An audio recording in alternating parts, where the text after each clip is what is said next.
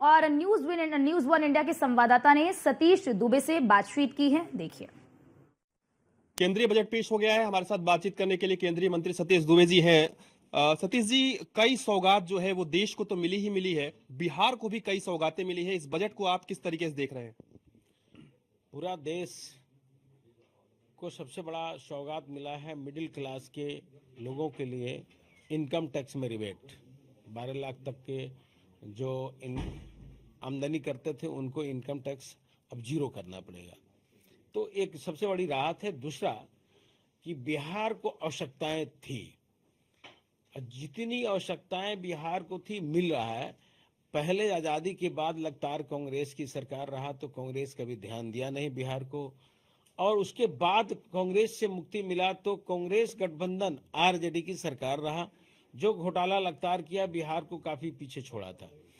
इस बार एनडीए गठबंधन की सरकार जब 2005 से बनी है, साथ साथ 2014 से आदरणीय मोदी जी की सरकार दिल्ली में बनी है, तब से बिहार को सौगात मिल रही है और उसकी जरूरत थी।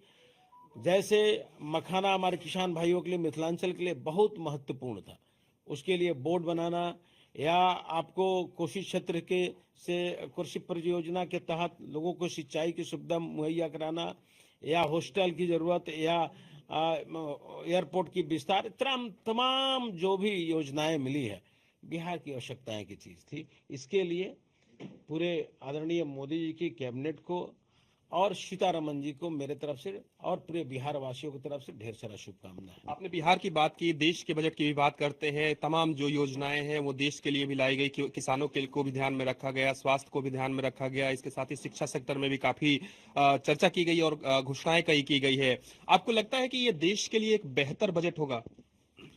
100% बेहतर बजट होगा और सबका ख्याल किया गया है।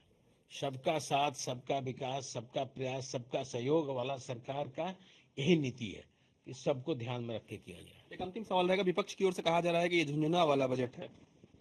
विपक्ष के पास कुछ मुद्दा तो है नहीं, खुद झुंझुना बजा रहा है तो दूसरे को झुंझुना के विषय में बोल रहा है। धन्यवाद। हमारे साथ बातचीत कर रहे थे केंद्रीय मंत्री सतीश दुबे जी, वीडियो रविकांत के साथ में।